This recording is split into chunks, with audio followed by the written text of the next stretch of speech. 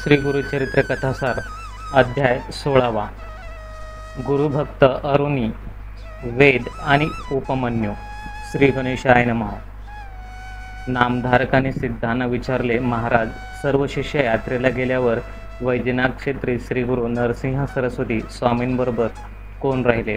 पुढे काय घडले? सिद्ध म्हणाले, नामधारक, वैजनाथ क्षेत्री अंबाभवानी नामक एक मनोहर स्थान आहे. तिथे श्रीगुरूंनी वर्षभर वास्तव्य केले. त्यावेळी मी स्वतः त्यांच्या सेवेसाठी राहिलो होतो. एके दिवशी एक ब्राह्मण साधक श्रीगुरूकडे आले व त्यांना वंदन करून म्हणाले, स्वामी, मी अज्ञानी आहे, माझा उद्धार करा. मी बरीच तपश्चर्या केली आहे, पण अजूनही मला आत्मज्ञान झालेले नाही. ज्ञानावाचून तपश्चर्या म्हणजे व्रतासायास, म्हणून माझे चिंतन बेचैन असते, मन शांत होत नाही. मी काय करू? मला मार्गदर्शन करा. श्री गुरु म्हणाले, तुम्ही स्वतःला तापसी मुनी म्हणवता, त्या अर्थी तुम्हाला कोणीतरी गुरु असलेच पाहिजे. ते ऐकून त्या ब्राह्मणाला रडू आले. ते म्हणाले, स्वामी, मला गुरु आहेत, पण ते अतिशय निष्ठुर आहेत. ते माझ्यावर संतापतात. मला वाटते ते बोलतात. मी काय करू नये अशी कामे मला करायला सांगतात. त्यांनी मला ज्ञान दिले नाही, पण कष्ट होऊन मात्र घेतले. त्यांनी मला खूपच त्रास दिला. तेव्हा मात्र मी रागावलो व त्यावेळी त्यांचा त्याग करून होणाऱ्या जाचातून स्वतःची सुटका करून घेतली. तेव्हा श्रीगुरू म्हणाले, अहो, हे तुम्ही काय केलेत? गुरूंचा त्याग म्हणजे आत्मघात. तुमच्यासारखी माणसे म्हणजेच गुरुनिष्ठ सेवकांना अपशकूनच. तुम्ही आपले गुण अवगुण पाहत नाहीत आणि गुरूंचे दोष मात्र मोठ्याने ओरडून सांगता. तुमची बुद्धी भ्रमिष्ट झाली आहे काय? माझ्या दृष्टीने तुम्ही गुरुद्रोही आहात. तुमच्यासारख्याला ज्ञान कसे प्राप्त होणार? तुमचे मन स्थिर कसे होणार? गुरु म्हणजेच कामधेनू. जो त्यांची सेवा करतो तो सचिष्य सर्वज्ञ होतो. त्याला अष्टसिद्धी आणि इहपर सौख्य प्राप्त होते. आणि तुम्ही तर त्याचाच त्याग करून आले आहात. तुम्हाला काय म्हणावे? तुम्ही त्यांनाच शरण जा. ते एकदाच ते विप्रम वरमले, म्हणाले, स्वामी, मला क्षमा करा. तुम्ही जे म्हणालात ते अगदी बरोबर आहे, पण गुरूंना कसे ओळखावे, त्याची कशी सेवा करावी हे माहीत नसल्यामुळे माझ्याकडून हा प्रमाद घडला आहे. तरी कृपा करून त्याविषयी मला काही सांगा. त्यावेळी त्यांना अनुपात झालेला पाहून श्रीगुरू म्हणाले, गुरु हे आपल्या मातापित्यासारखेच असतात. ते आपल्यावर निरपेक्ष प्रेम करतात, वात्सल्याने पाहतात आणि सत्मार्गाचा उपदेश करतात. गुरु हेच ब्रह्म, गुरु हेच विष्णू, गुरु हेच शंकर असतात. म्हणून त्यांची मनोभावे सेवा करावी. त्यांना आवडेल तसे वर्तन ठेवावे आणि त्यांच्या आज्ञापालनात नित्य तत्पर राहावे. आता याच संदर्भात एक जुनी कथा सांगतो. ती आदर्श गुरुभक्तीने उत्तम उदाहरण आहे. द्वापार युगाच्या काळात त्यावेळी द्वारकेत धम्य नामाचे ऋषी राहत होते. त्यांच्या आश्रमात वेदाभ्यास करण्यासाठी अरुणी, वेद आणि उपमन्यू हे 3 शिष्य राहत असत. पूर्वीचे गुरु आपल्या शिष्यांना निरनिराळी सेवाकर्मे करायला सांगत. ते गुरुसेवेत किती तत्पर आहेत याची उद्दाम परीक्षा घेत असत आणि त्यांची गुरुभक्ती, त्यांचे धैर्य, त्यांचा स्वभाव आणि आचरण पडताळून पाहिल्यानंतर कसोटीला उतरलेल्या शिष्यावर तात्काळ कृपा करून त्याच्या सर्व मनोकामना पुरवत असतात. धम्यही त्याच परंपरेतील गुरु होते.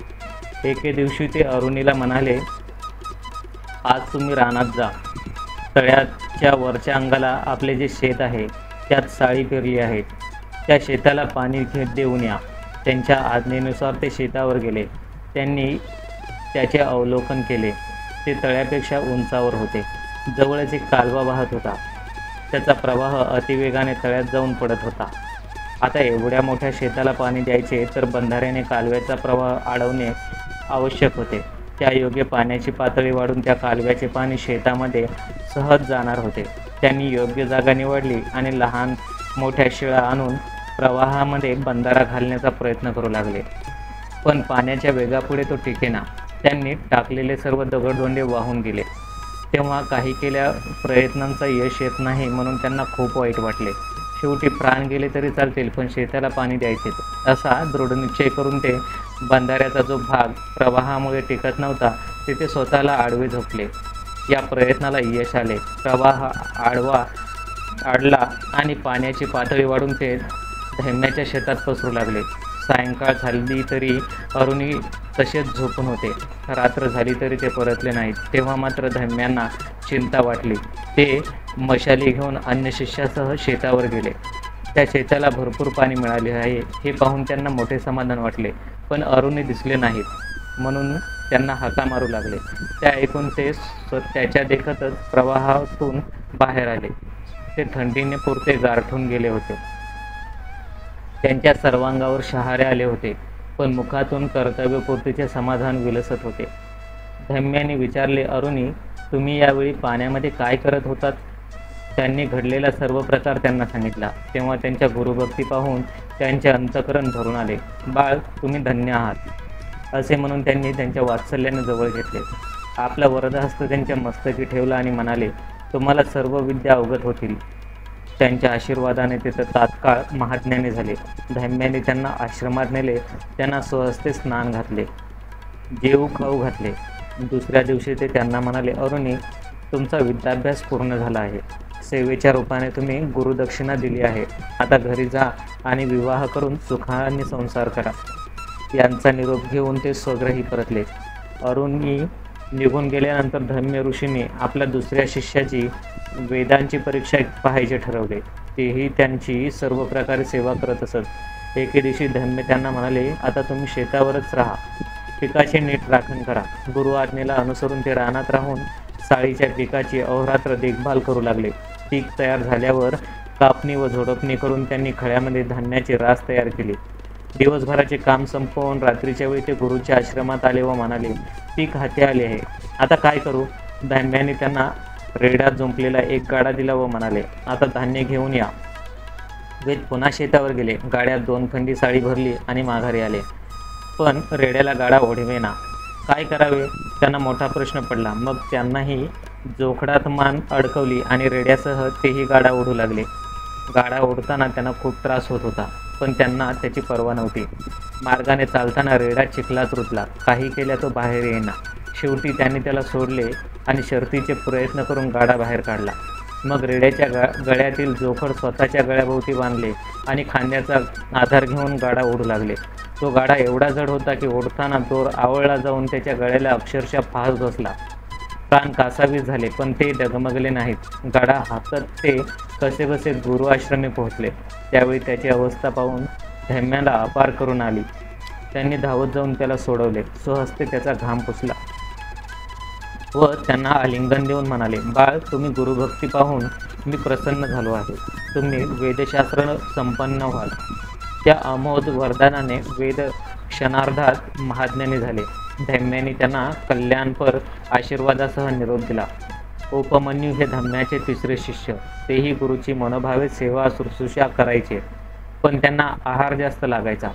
अति आहार हाही एक दोषच आहे. त्यामुळे बुद्धीला जडत्व आल्यामुळे त्यांची विद्याभ्यासात प्रगती होत नव्हती.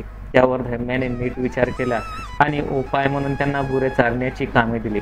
गुरूंच्या आज्ञेने ते प्रत्येक दिवशी गुरेवासरे रानात न्यायचे आणि स्वतःला भूक लागली की लवकर परत यायचे. ही गोष्ट लक्षात येताच धम्या त्यांना म्हणाले, उपमन्यू, तुम्ही लवकर परत येता, त्यामुळे गुरांना उपाशीपोटी राहावे लागते. तरी यापुढे असे करू नका. सूर्यास्त होईपर्यंत रानातच थांबत जा. त्याप्रमाणे ते संध्याकाळपर्यंत रानातच थांबू लागले. त्यावेळी भूक सहन होत नाही, म्हणून त्यांनी एक युक्ती शोधून काढली. गुरांना नदीकाठी चरायला सोडल्यावर ते नदीत स्नान करायचे आणि तेथेच राहणाऱ्या ब्राह्मणाच्या घरी भिक्षा मागून खायचे. एकदा धम्याने विचारले, उपमन्यू, तुम्ही दिवसभर उपाशी असता तरी अंगाने धष्टपुष्ट कसे? ते म्हणाले, गुरुदेव, रानात नदीतरी ब्राह्मणाची वस्ती आहे. भूक लागली की मी तिथेच जाऊन भिक्षा मागून खातो. ते म्हणाले, अहो, तुम्ही मला टाकून कसे काय जेवता? हे योग्य नाही. यापुढे मिळालेली भिक्षा मला आणून द्या आणि नेहमीप्रमाणे सूर्यास्तानंतर परत या. त्याप्रमाणे ती मिळालेली भिक्षा आश्रमात आणून देऊ लागले. त्या भिक्षेचा अगदी थोडासा भाग गुरुदेव यांना देत असत, पण त्यामुळे त्यांचे पोट भरत नसे. त्यावर उपाय म्हणून ते दुसऱ्यांदा भिक्षा मागून खाऊ लागले. असे काही दिवस गेले. धम्यांनी त्यांना विचारले, उपमन्यू, तुम्ही दिवसेंदिवस स्थूल होत चालला आहात, याचे काय कारण आहे? ते म्हणाले, गुरुजी, एक भिक्षा तुम्हाला आणून दिल्यावर मी पुन्हा भिक्षा मागतो. ते ऐकून त्यांना राग आला. ते म्हणाले, यापुढे तुम्ही 2 वेळच्या भिक्षा घरी आणून द्या. त्याप्रमाणे 2 वेळच्या भिक्षा आश्रमात आणून देऊ लागले. भूक भागवण्यासाठी मार्ग काढायचा. श्रीगुरूंनी विचारलेल्या प्रश्नाची खरे उत्तरे द्यायची. त्यांच्या आज्ञेचे कधीही उल्लंघन करायचे नाही. असा होत त्यांचा भोळेपणा आणि प्रामाणिक स्वभाव. आता 2 वेळच्या भिक्षा गुरूंना दिल्यावर उपमन्यूपुढे काही पर्यायच उरला नाही. तेव्हा वासरे गाईचे दूध पिताना आचळातून जे अतिरिक्त पान्हा व्हायचा ते दूध ते ओंजळीने प्राशन करू लागले. त्यामुळे ते अधिकच धष्टपुष्ट झाले. ही गोष्ट गुरूंना कळताच ते म्हणाले, अहो, उष्टे खाऊ नये, त्याने दोष लागतो, बुद्धी भ्रष्ट होते, म्हणून यापुढे असे करू नका. तेही त्यांनी ऐकले. मग त्यांनी खरोखरच उपासमार होऊ लागली. त्यामुळे भुकेने त्यांचा जीव कासावीस व्हायचा आणि सायंकाळी आश्रमात परतल्यावर त्यांच्या अंगात जराही त्राण उरत नसे. एकदा त्यांनी रुईच्या झाडातून ओघळणारा चीक पाहिला. तो चीक त्यांना दुधासारखा वाटला. हे उष्टे दूध नाही असा विचार करून त्यांनी पानाच्या द्रोणात चीक भरून घेतला. त्या गडबडीत थोडासा चीक त्यांच्या डोळ्यात गेला. त्यामुळे त्यांची दृष्टीच गेली. त्यांना समोर काही दिसेना. तेव्हा आता गुरांना घरी कसे न्यायचे असा त्यांना प्रश्न पडला. ते रानामध्ये चाचपडत हिंडू लागले. चालता चालता एका आडात पडले. त्यातून बाहेर येणे शक्यच नव्हते. त्यावेळी भुकेने माझा घात केला. आता गुरेवासरे भटकतील, हरवतील, मग गुरूंनी विचारले तर काय उत्तरे द्यायची अशी चिंता करत ते रडू लागले. सूर्यास्त झाला. काळोख पसरू लागला. तरी उपमन्यू परतले नाहीत. धम्य ऋषींना त्यांची काळजी वाटू लागली. म्हणून त्यांना शोधण्यासाठी ते स्वतः रानात गेले. तिथे त्यांनी गाई वासरे एकत्र उभी असलेली दिसली, पण शिष्याचा कुठेही पत्ता नव्हता. ते त्यांना हाका मारू लागले. त्यांचे हाक ऐकताच उपमन्यूंना हायसे वाटले. त्यांनी प्रसाद देताच सौम्य त्याच्यापाशी गेले. त्यांनी तुम्ही आडात कसे पडलात असे विचारत असता उपमन्यूने घडले ते सांगितले. तेव्हा धन्याने त्याला अश्विनी कुमाराचे स्मरण करण्यास सांगितले. त्याप्रमाणे त्यांनी रडत रडत अश्विनी कुमाराचा धावा केला. त्यामुळे ते प्रसन्न झाले. त्यांच्या कृपेने त्यांना पुन्हा दृष्टी आली. ते आडातून बाहेर आले आणि गुरुदेवांना आपली किती चिंता आहे हे जाणून अनन्य भावाने त्यांच्या चरणी नतमस्तक झाले. त्यावेळी त्यांच्या भक्तिभाव पाहून धम्य परत संतुष्ट झाले. त्यांनी त्यांना पोटाशी धरले आणि आपला वरदहस्त त्यांच्या मस्तकी ठेवला. त्यांच्या कृपा प्रसादाने त्यांना क्षणार्धात सर्व वेदशास्त्रे अवगत झाली. धम्यांनी त्यांना घरी जाण्याची आज्ञा केली. निरोप देताच ते म्हणाले, उपमन्यू, तुम्ही विवाह करून सुखाने प्रपंच करा. तुमची खूप कीर्ती होईल. अनेक शिष्य होतील. त्यातील उत्तम नामक शिष्य शेषांना जिंकून त्यांची कुंडली तुम्हाला गुरुदक्षिणा म्हणून देते आणि जन्मेजय राजांना सर्पसत्र करायला सांगून तक्षकांनी इंद्रासहित शरण आणतील. त्या आशीर्वादाने उपमन्यू धन्य झाले. धम्य शिष्याच्या कथा सांगून श्रीगुरु त्या तापसी ब्राह्मणाला म्हणाले, एकनिष्ठ गुरुभक्ताच्या निस्सीम गुरु सेवेची अशी कितीतरी आदर्श उदाहरणे आहेत. गुरुकृपेचे सामर्थ्य फार मोठे आहे. विनम्र भाव आणि पराकुटीची श्रद्धा असणाऱ्या गुरुकृपेची लवकर प्रचिती येते. असा गुरुदेवांची निंदा करणे यासारखे महापाप नाही. तो दुरात्मा शेवटी नरकातच पडणार. म्हणून माझे तुम्हाला एवढे सांगणे आहे की तुम्ही आपल्या गुरुकडे परत जा. तेच तुम्हाला तारून नेतील. त्यांच्या प्रसन्नतेने तुम्हाला सर्व विद्या आत्मसात होतील. ते ऐकताच ते द्विजवर्य पश्चातापाने ओक्सा रडू लागले आणि मी गुरुदेवाचा मोठा अपराधी आहे, आता त्यांच्या चरणी प्राणत्याग करूनच प्रायश्चित्त घेतो असे म्हणू लागले. तेव्हा त्यांची मनोव्यथा जाणून श्रीगुरूंनी त्यांचे सांत्वन केले. म्हणाले, आता चिंता करू नका. तुम्हाला कृतकर्माचा पश्चाताप झाला यातच सर्व आले. त्यायोगे तुमचे सर्व पाप व दोष जळून गेले आहेत. तेव्हा त्या ब्राह्मणांनी त्यांचे पाय धरले आणि स्वामी महाराज, तुम्ही माझे डोळे उघडलेत, मला बुडत असताना वाचवलेत.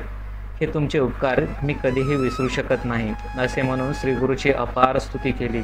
तसेच मला तारा, माझा उद्धार करा अशी करुणाही भागली. तेव्हा त्यांच्या अंतकरणातील भाव जाणलेले श्रीगुरूंनी आपला वरदहस्त त्यांच्या मस्तकी ठेवला आणि कृपादृष्टी टाकून त्यांना सज्ञान केले. गुरुकृपेने त्या विप्रवर्याचा वेदशास्त्रे व मंत्रशास्त्रे अवगत झाले. ते धन्य झाले. त्यांचा आनंद गगनात मावेना. श्रीगुरूच्या आज्ञेने ते आपल्या गुरुपाशी गेले. त्यांची क्षमा मागितली आणि निर्मळ भावाने त्यांची सेवा करू लागले. सिद्ध म्हणाले, नामधारक. त्यानंतर श्रीगुरूंनी कृष्णा नदीच्या पश्चिम तीरावर वसलेल्या भिल्लवडी ग्रामी वास्तव्य केले. तिथे त्यांची खूप कीर्ती झाली. ही कथा आपण पुढे पाहू. अध्याय समाप्त. श्री गुरुदेव दत्त.